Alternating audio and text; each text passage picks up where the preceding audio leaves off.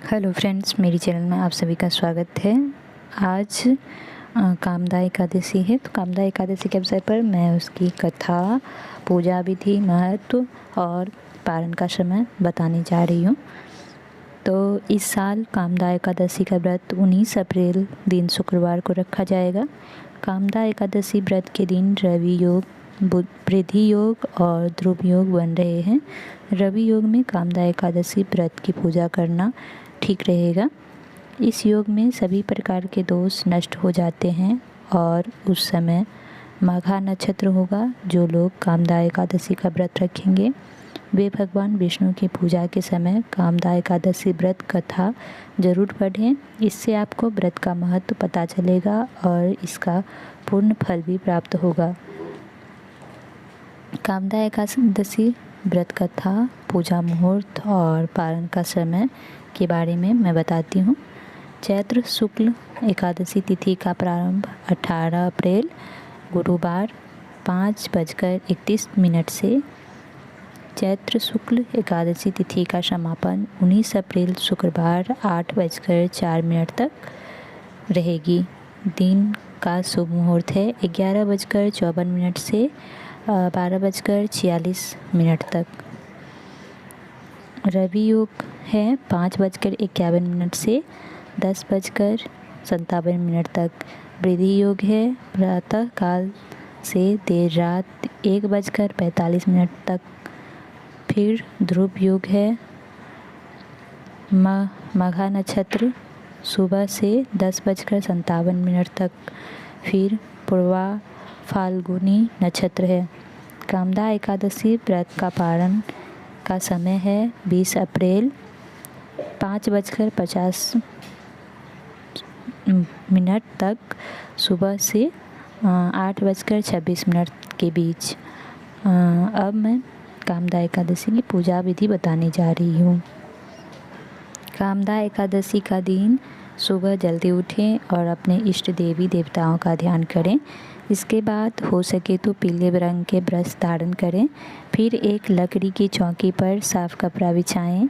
इसके बाद भगवान विष्णु को अक्षत, हल्दी, चंदन और फूल अर्पित करें। इसके बाद घी का दीपक जलाकर भगवान विष्णु की आरती करें।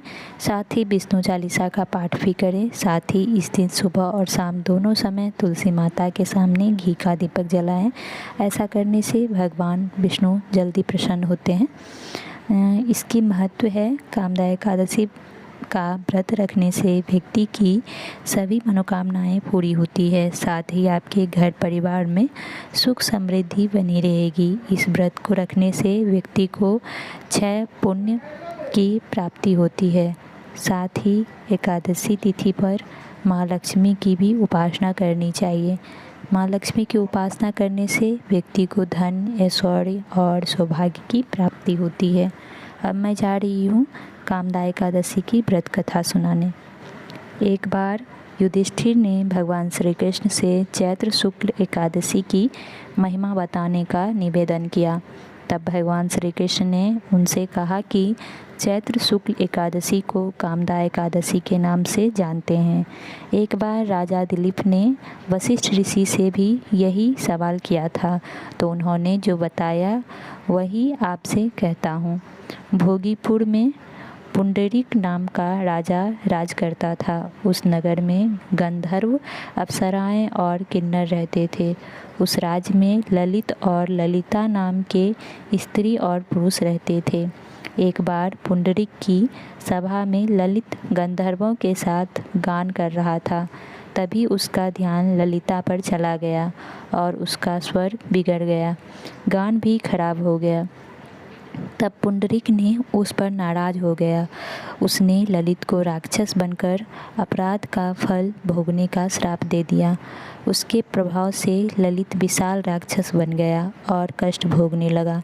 इसके बारे में ललिता को पता चला तो वह दुखी हो गई और एक दिन श्रृंगी ऋषि के आश्रम में गई और अपनी व्यथा उनसे कही। तब श्रृंगी ऋषि ने कहा कि तुम परेशान ना हो, चैत्र शुक्ल की एकादशी आने वाली है। कामदा एकादशी का व्रत रखकर उसका पुण्य अपने पति ललित को दे दो। इससे वह राक्षस योनि से मुक्त हो जाएगा और राजा का श्राप भी प्रवाहहीन हो जाएगा।